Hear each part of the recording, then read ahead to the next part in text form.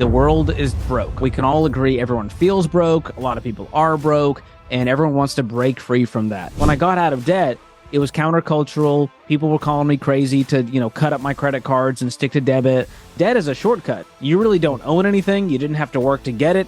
All you had to do was keep up your stupid credit score, and the bank will be happy to loan you more money.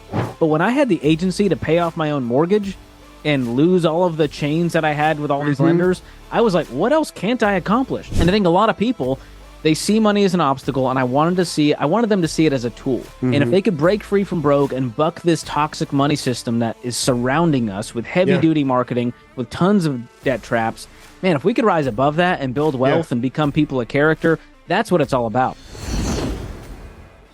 One of the things that I love about kind of what you've been doing recently is you've done the hard work, and you did it in a short amount of time. A lot of folks talk about getting out of debt. They talk about building a strong financial foundation, but yet they never seem to get around to it. And I'm curious to know, why do you think they kind of put that off and put that off and put that off?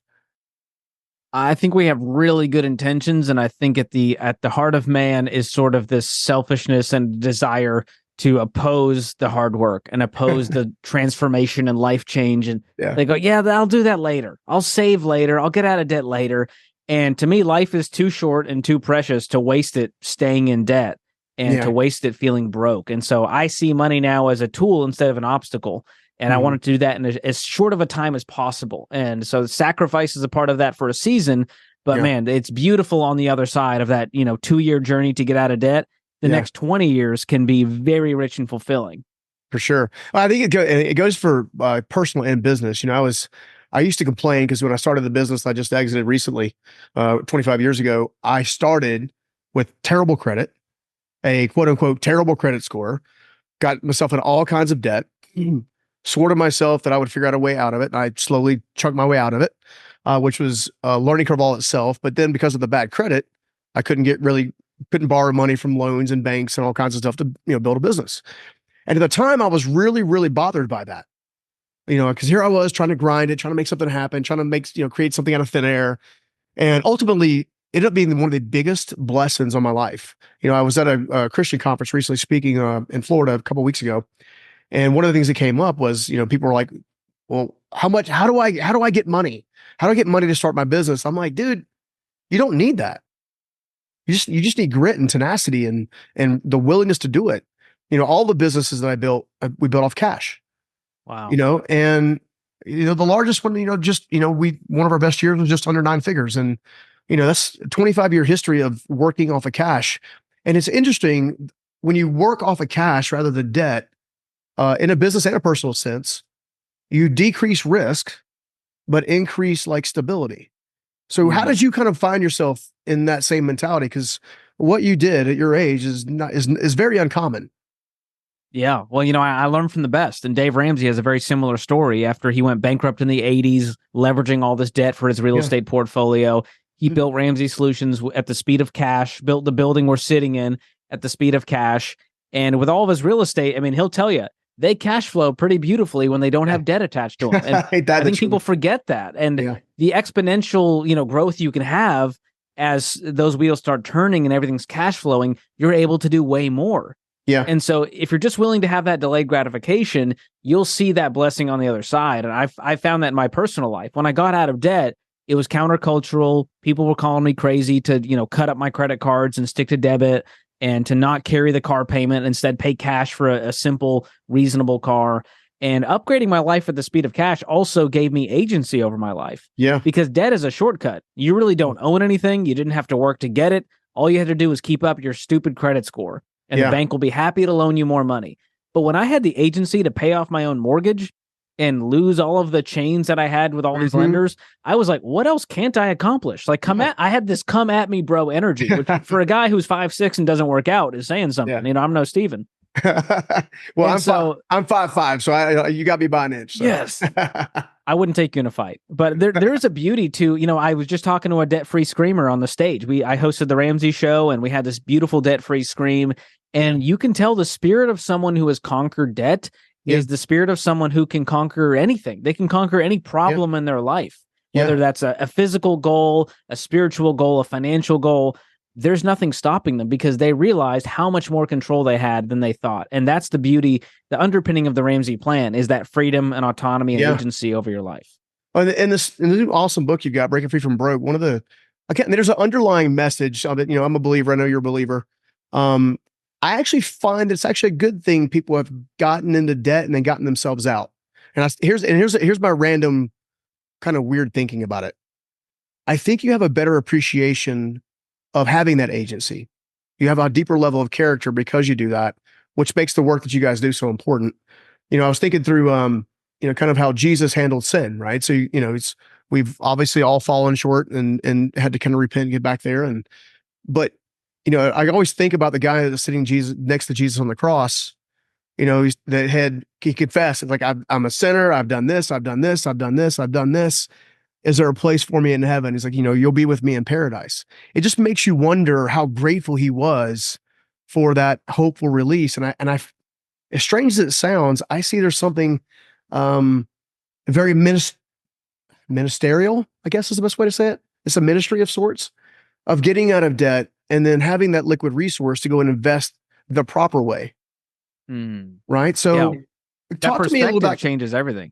Oh, absolutely. Well, talk to me a little about compounding interest and working for us and against us. Cause it's one of the things obviously it's a huge takeaway in the book, and most people are under the wrong perspective from my perspective about what debt is and what debt is not. Well, the way I see it, broke people pay interest, wealthy people earn it. It's that simple. And most people out there, you know, they're much smarter than me. And so they feel like, well, I'm going to make the spread and I'm going to leverage the debt. And they miscalculate the sort of risk meter in their brain and how much emotional, mental weight that's taking up. I mean, I meet these people who are, you know, like they're trying to hack the credit card and they're trying to play all these games, and they write essays about all the steps they had to take to sort of hack the system and beat it. And I go, you know what's way less brain calories is just bucking the system. Yeah. When I just budget and pay cash for my flight instead of hoping I have enough sky miles at the end of the year, it's a simpler way to live, and it gives me more agency to go, I'll fly when I want to on whatever airline has the best bang for my buck instead of being beholden to someone else's game. And that's what I found with credit scores, with debt. You're always stuck playing someone else's game. There's always risk involved. And if you're a believer, I mean, the Bible never speaks positively about debt, not a single time. It says the borrower is slave to the lender. It doesn't say, unless you can get a 2% interest rate and make the spread. It doesn't have that caveat, not even in the Message version. And so it's a beautiful thing to realize, while people can still build wealth with debt, it's a lot riskier, and that get-rich-quick mentality of taking those shortcuts ends up biting them the butt in the long run. And so I like the tortoise versus hare mentality. I like the crock pot versus the microwave mentality. I think that's how we were created to live. I mean, Proverbs 13:11 says this: wealth gained hastily will dwindle, but whoever gathers little by little will increase it. And so that tells me if you're moving slow, you're moving in the right direction at the right pace. Absolutely. It's interesting that, you know, the principles we're discussing today, I know they've obviously made you have a 7-figure set enough worth. I'm in a solid net worth myself. And it's all because of the ability to only basically use what's necessary. You know, Warren Buffett said a long time ago, I think that if I'm recalling correctly, he's like, it's not about how much money you make, it's about how much money you keep. That's so true. And we see this lifestyle creep is a real issue. Even with 6-figure earners, they don't have anything to show for it because their lifestyle creeps up to meet their new income. Yeah. Well, and what are you doing it for, right? I know it's a big, you know, it's funny how we feel so insecure. We feel like we have to do so much to prove ourselves to so many that really don't pay any attention to us to begin with. Right? Yeah, that insecurity plays a huge part. Like I've said, the evidence of our envy is our debt. And that's usually a flex to try to prop up this lifestyle and show someone that we've made it, whether that's a parent. Oftentimes it's, I want to prove to my dad that I'm finally the man. You know, there's always that toxic sort of vibe, or if it's the friends you're around. And I found if you're in a healthy place and you look at yourself in a healthy way and you're around healthy friends, you can just put that down and sort of become a person of character versus a person of status. Dude, that is such a good moment. Person of character versus a person of stature. That's hard. That's a hard one. I mean, that's a daily choice you got to make. It is. It really is. Yeah. Well, and I think it's easy to, in a world, and I know this is a culture concept that Ramsey Solutions and the whole team, yourself, and everybody tries to tackle on a daily basis, which is adjusting the culture to stop wanting to go into debt just to get stuff that you can't really afford now. Like hindsight being 2020, I'm actually so thankful that God held me in a season where I had to pay cash for everything. I mean, I've been able to build my businesses based on cash. And as a result, when I've had business struggles, and if you're in business, you're going to have business struggles from time to time, I didn't have catastrophic failure. During COVID, we had cash reserves. During the downturn in 2008, the company that I had started at that, 1998 was around during that season. And we actually sequentialed in size, ironically, because all of my competitors went out of business because of all the debt that they owed on boats and RVs and houses and all this kind of stuff. They were over leveraged. Yeah. And 100%. you were the last man standing. Yeah. Yeah. And I think there's a truth to that. And if you handle your affairs in a fiscally responsible way, you're gonna have a lot of really good stuff. One of the things I was really happy you tackled in the book was investment traps. Because I think there's a lot of different types of things that come at us in a grand scheme of way that honestly are like, I mean, how do you evaluate what you should and shouldn't do? You finally save up a $10,000 and you're at the teller to get ready to pay off your mortgage, and you don't know what to do. So let's break down some of those traps. Yeah, there's so many social media hacks out there. Mm-hmm. And at the root of them, I wrote about this at the end. There's these three stooges of wealth building, and they're fear, greed, and pride. And the interesting part was I had studied all these investment traps, and I went, there's a thread here. Yeah. And I went, oh, there's one of these emotions driving these, and they're all toxic. They're all out of a very negative place of fear. And we see that with people buying gold. Gold is being pushed now when the economy's, everything's on the fritz. Everyone needs to go buy gold, or even crypto. The FOMO, that's a version of fear, the fear of missing out. What if I miss out on this meme coin that ends up skyrocketing and I miss out on making $1 million, right? Yeah. And then you have greed. Those are the day traders, the sports bettors, maybe pride going, you know what? I'm going to be the guy who knows what he's doing. I know how to beat the house here. The house doesn't always win. And that's when people lose their butts, is when they make decisions based on fear, greed, or pride. And so cryptocurrency is one of the traps I discuss. And again, I'm not even anti-crypto, but it's crazy how defensive the crypto bros are out there, you know, calling me an idiot, saying I don't understand it just because I don't advise the everyday person to go in on it. I believe they should be investing in their 401k before, the newest Shiba coin that's out there, or even Bitcoin. And so crypto is a big one I address. Sports betting is another one. We're seeing sports betting addictions and gambling addictions start to pop up now as it becomes, you combine the power of the smartphone on your brain with the power of gambling, and then socialize that with all of your friends in sports, something that you love. That is a scary place to be. And we're starting to get more calls with people that have sports betting addictions, losing big money because they thought they were going to beat the bookies. So that's another one. Day trading has popped up a lot as well. The penny stocks, the guys who are going to intraday trade and try to make a spread, or, Forex currency trading. And then gold and precious metals have come back in a big way. And then the big one I rail on in that chapter is permanent life insurance. And this one has come back in a big way. And here's how you know it's about permanent life insurance. They never mention the word insurance, and it sounds too good to be true. Yeah. That's how you know the person behind the screen is trying to sell you life insurance as an investment scheme. Yeah. So this is whole life. This is index universal life. This is variable life. There's all forms of it, but they always pitch it as this tax-free wealth strategist. Trust me, bro, just give me the money and I'll turn it into this. And it's tax-free inheritance. And they pitch all of these benefits without telling you that your money's getting eaten up with all the premiums and fees and commissions they take. And so we recommend term life for life insurance and investing for your investments. Do not mix the two. It never, like, if your auto insurance was like, hey, what if you could give me more and I'll invest for you? You'd be like, that's stupid. Why would I do that? Well, that's what you're doing with life insurance. Don't mix the two. And so those are some of the big traps I'm seeing out there. And again, they all come back to fear, greed, and pride. And I think building wealth is so much simpler than people think.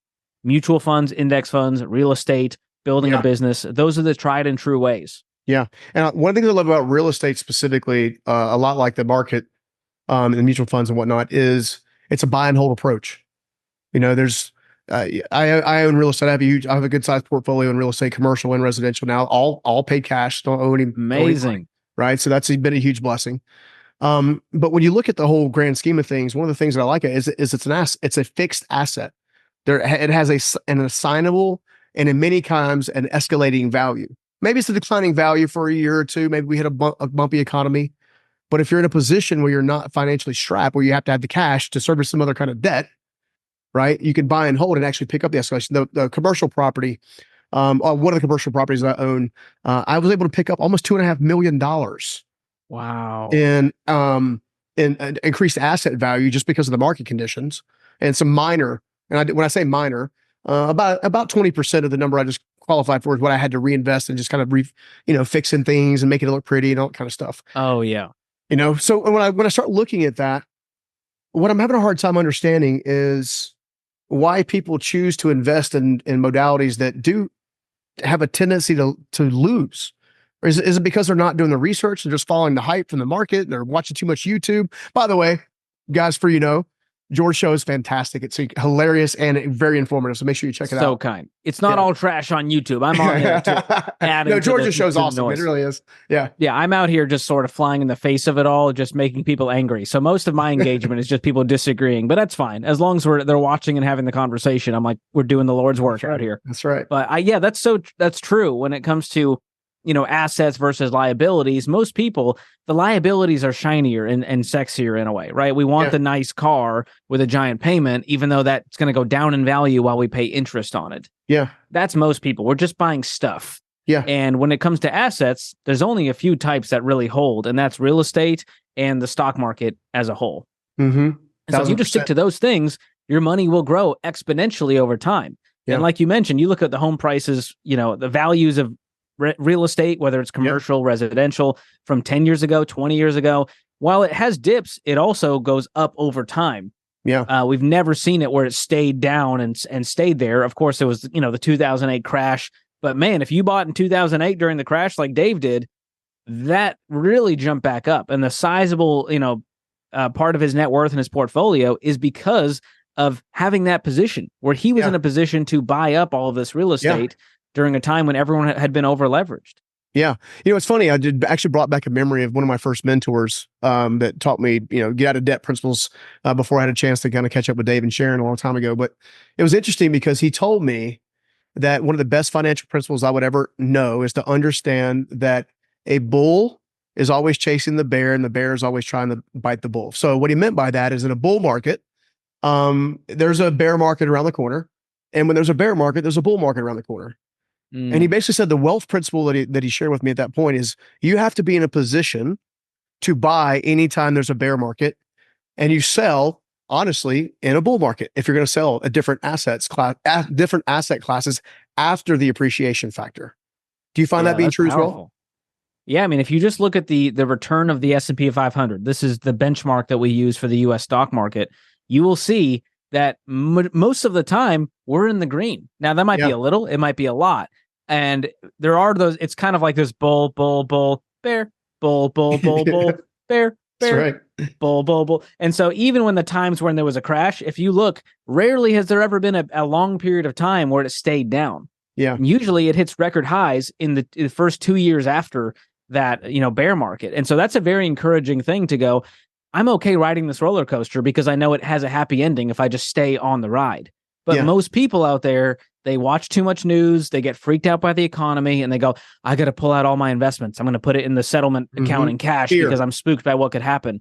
And then they're going, why didn't my account grow? I went, why? I missed out on this growth. What happened? I went, well, you pulled all your money out at about the worst time. Yeah. Because right around the corner, it was going to climb back up. And I've seen this in my own family. And it's sad to see where I go, here's why your account didn't grow. You pulled it out or you put it all into bonds because you had very little risk tolerance. And to me, as long as you're diversified with your mutual funds and index funds, you're not in single stocks or any kind of risky, super volatile investments, over time, that's going to go up. And if you keep watching it day after day, you're going to freak out. And so it's sort of the set it and forget it, only pull from it when you need it mentality versus this, I got to have this glaring in my face. You know, you see on the news, you see the green arrow, red arrow, green arrow, red arrow. And depending on the day, you might be freaking out or doing jumping jacks. Yeah. That's no way to live. No, it's a very bipolar lifestyle for 100%. Exactly. It's going back to some of the questionable investments, and this kind of tips into some of the insurance things we talked about. A lot of folks are looking at hardcore, what's called infinite banking. So I'd love to. I obviously I'm pretty familiar with Ramsey Solutions' stance on infinite banking, but for the sake of our audience, would you mind giving us a little rundown of what infinite banking is and why Ramsey Solutions, yourself, and everybody take the stance you do? Yes, this ties back to that permanent life insurance scheme I was talking about. And again, there's a reason why they don't say, "Hey, do you want to buy life insurance?" And instead they say, "What do you think about infinite banking?" You're like, "That sounds amazing. It sounds so cool. Sign me up." All this is borrowing money from yourself with interest inside of a life insurance plan. And so again, you're paying giant premiums. We're talking like 10x what it costs for term life insurance in order to play this game where you borrow your own money with interest, tax free, quote unquote.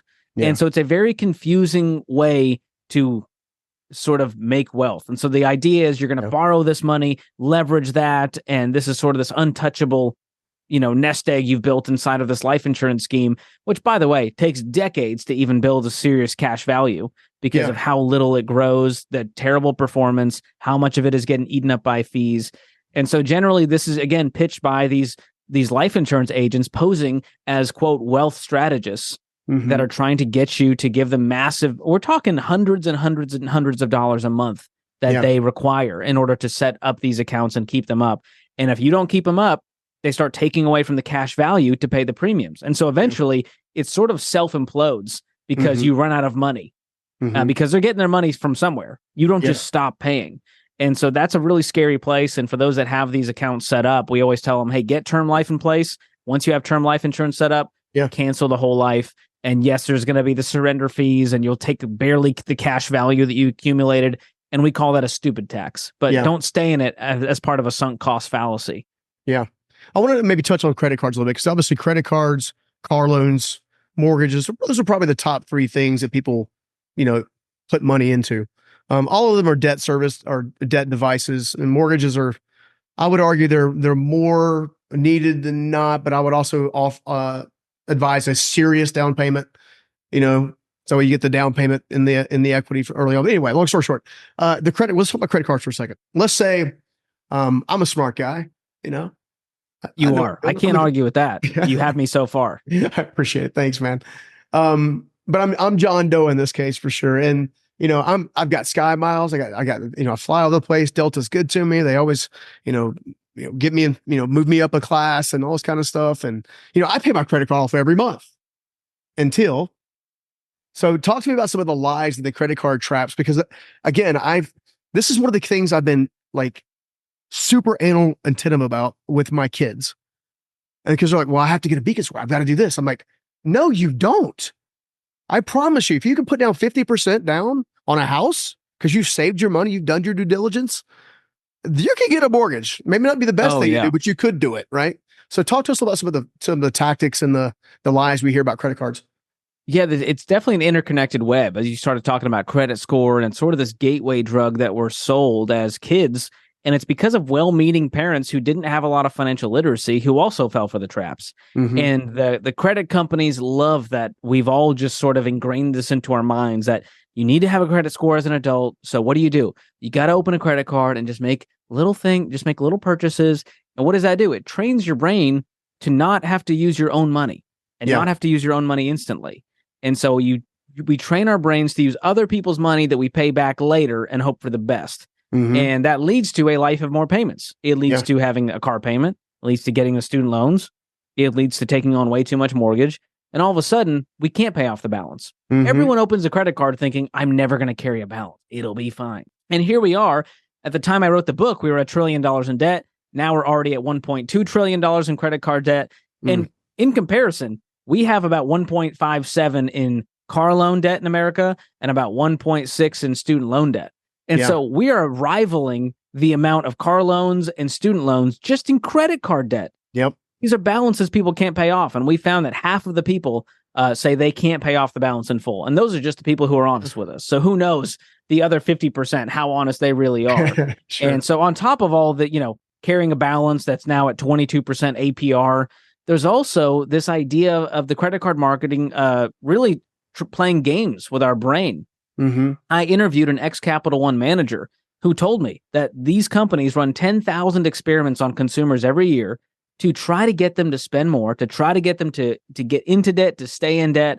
And it's through all the confusing point systems and redemption. And it used to be cash back, which was simple. I could understand 2% cash back on purchases, whoopee. Then it became, well, you get points. What is 10,000 points? I don't know, a $25 Amazon gift card? Who knows? Yeah. They get to decide. They get to devalue it at any time. Yeah. And then it became miles now. And so we see the Sky Miles as a big thing. Well, how much is 10,000 Sky Miles? Well, that gets you about a $250 flight. Okay. And we just play these games and look up and see hotel points and Sky Miles and cash back and think, I'm going to be the one to beat the system. I'm going to use the rotating cash back, which, by the way, is usually for, luxury spending, like eating out, restaurants, entertainment, not for necessities of life, which just means we're going to encourage bad consumer spending and then give them back 5%. Yeah. Well, correct if I'm wrong, but that's not enough to make this game worth it. Yeah. Well, correct if I'm wrong, but there's a national stat.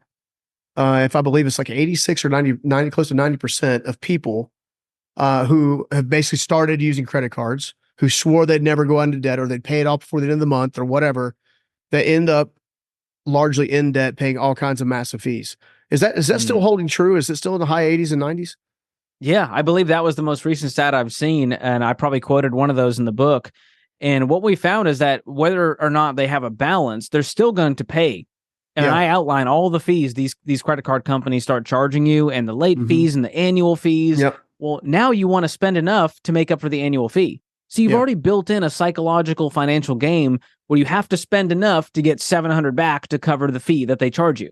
Yeah. And so all of this adds to a mess of a maze. And you feel like if I get to the cheese, I'm winning, until you zoom out and realize, no, you're a rat in someone else's maze that got the cheese. Yeah. You are playing someone else's game. And so in the book, I outline all of the objections I've heard over my 11 years here at Ramsey over why people will not ditch the credit cards. Yeah. And I did my best to change people's minds, and it's working. One of my friends who is one of the most, he's got 20 credit cards, and I convinced him to start cutting these up after he read this chapter, and he went, that was the most convincing chapter I've ever seen.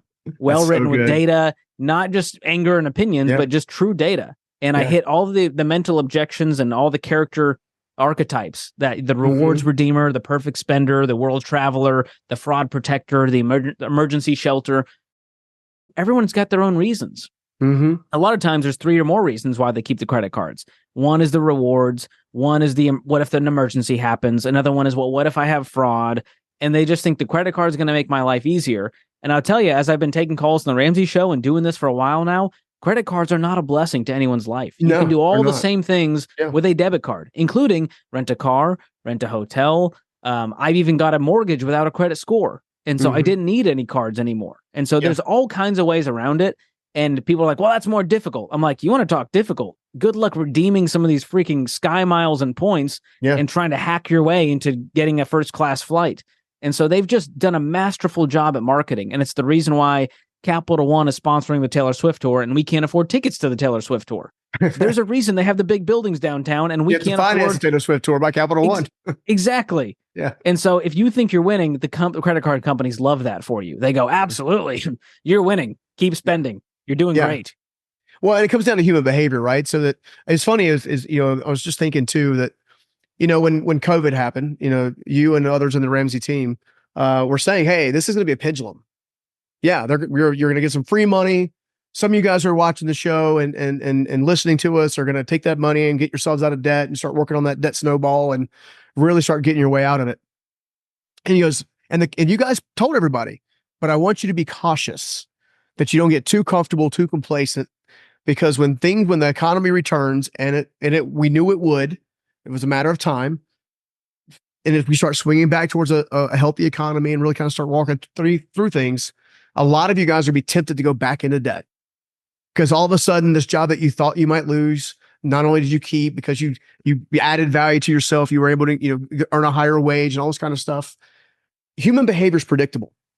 And that's one of the things I love about the Ramsey Solution teams. I love about the book is you're trying to activate and change and transition actual human behavior with logic and not emotion. And I find that most of us spend money with emotion and not with our minds.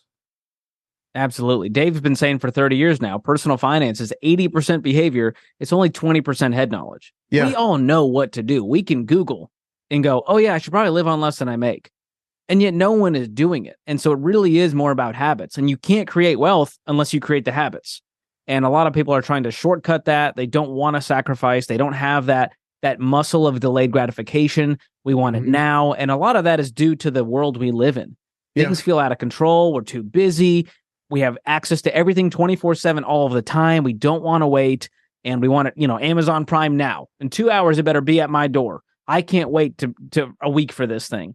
And if we can't wait a week for a shipment of something we didn't need, how are we going to be able to wait 40 years to retire with dignity and invest consistently? And that's people aren't thinking long term because they're barely thinking about what's happening this weekend. We're too scattered, and we got to pause and take a step back and go, what is a long-term vision for our life?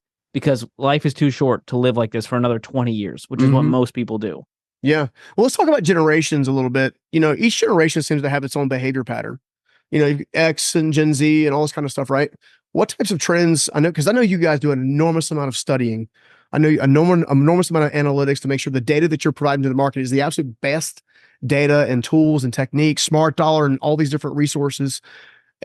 What are you seeing in the marketplace and how are you guys affecting change? Well, I've done some YouTube videos talking about the different generations and even looking at their debt levels, what trends they're falling for. And, there's obviously people doing well on both sides. There's some Gen Zers that call into the show and I'm like, you don't need me. You need to be teaching me. You're 18 years old with $30,000 saved and you're working in the trades with no debt. You're crushing it. Then we also meet the boomer who's, 64 years old, has no nest egg. And they're saying, hey, I'd like to retire. What do I do? And I'm going, get a time machine and go back in time and invest.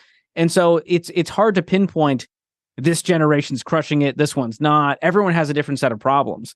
I think the boomers are realizing that they didn't do a good enough job setting themselves up for retirement. And they're still now going backwards by taking out HELOCs and taking out Parent Plus loans for their kids that they're still paying off. And then we see, Generation X, largely, in some of the studies, they're sort of strapped the most because they're in the sandwich generation. They're trying to take care of their parents who are now way up there in aging while also trying to raise the kids and put them in private school and give them a better life than they had. And so they're sort of stuck in this sandwich where money's coming out both ways. They're trying to take care of the parents who didn't prepare and trying to take care of the kids so they don't screw their lives up. Then you have the millennials like me who are trying to enter the housing market in a very difficult time going, well, easy for my parents to say they've got this home that they paid $150,000 for that's now worth $700,000, and this homes that I want are now $500,000-$600,000, and I'm broke, strapped with student loan payments. Please, government, do something about this. Forgive the debt. And they still have the car payment that they can't get rid of. Car prices are out of control. And then, of course, you have Gen Z, who's kind of in a lot of ways smarter because they're looking at all the other generations going, ugh, I don't want to end up like that. Oof, I don't want to do that. But what that means is they're also trying to take a lot of shortcuts because they're real smart. They're smarter than us. They're better with technology. They're better with social media. And they have an entrepreneurial spirit where they go, I don't want to work for the man. The pension doesn't exist anymore. I got to build something for myself.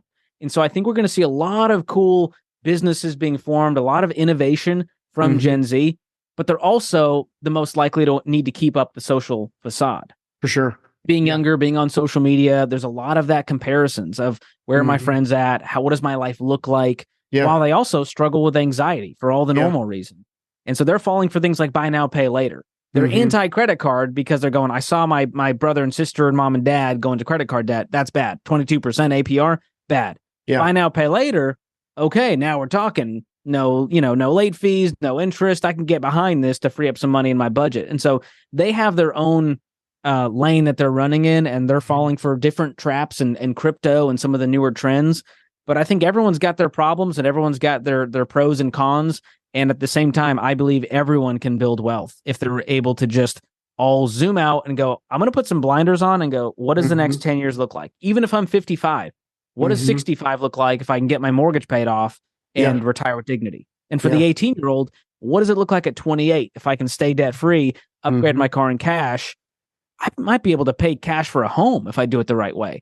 These are the kind of stories we actually see on the Ramsey Show. These are not fairy tales, but it starts with that paradigm shift going, I'm done playing the culture's games. Yeah. Love that. And it's also true. It's funny. I'm going to tie in two things together in the last 2 minutes together. I want to go to the college concept a little bit. And only because I didn't graduate college. I barely got my GED. And I went on to build a sizable business and then, recently exited. Now I'm building the next business because I like building businesses. That's amazing. Hey, it worked out for you. That's did. incredible.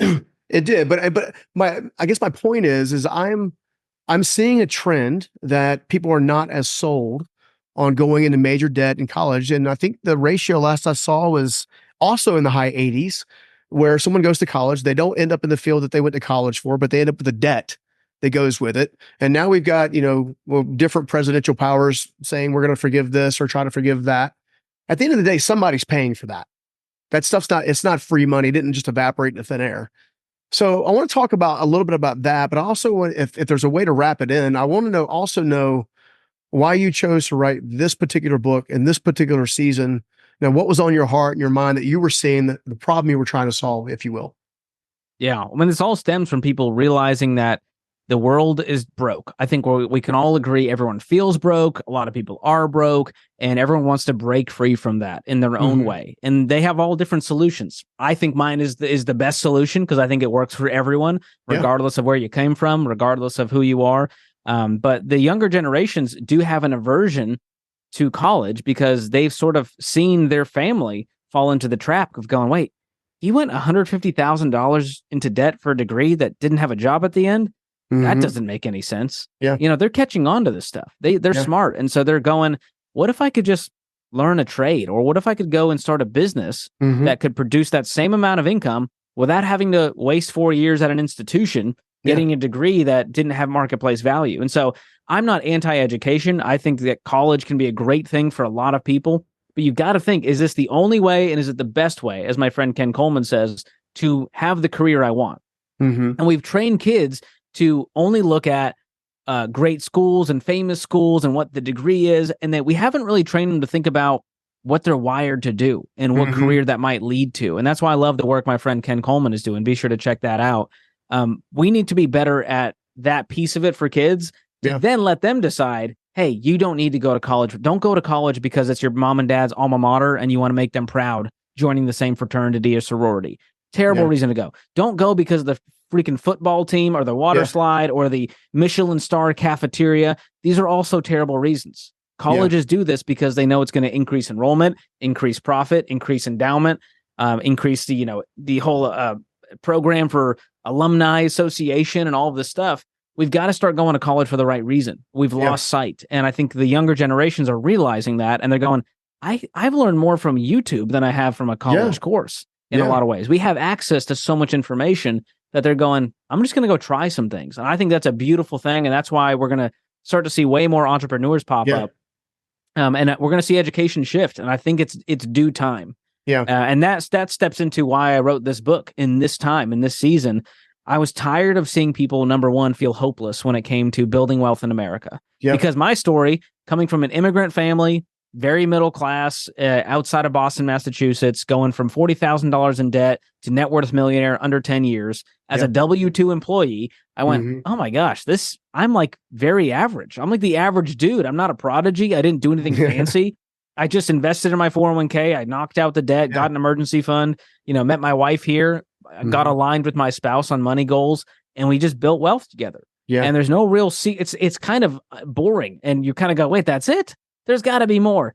No, we worked on our careers. We got promotions. She now stays at home with our daughter. And that was a decision we got to make because of the way we set ourselves up.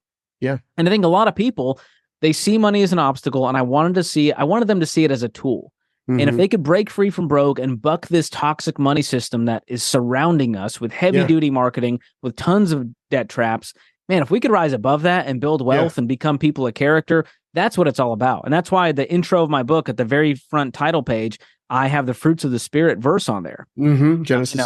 I think that's really who we want to become. We want to become people who have self-control, who are generous with our time and our resources, who have confidence and peace about the future, who have serenity.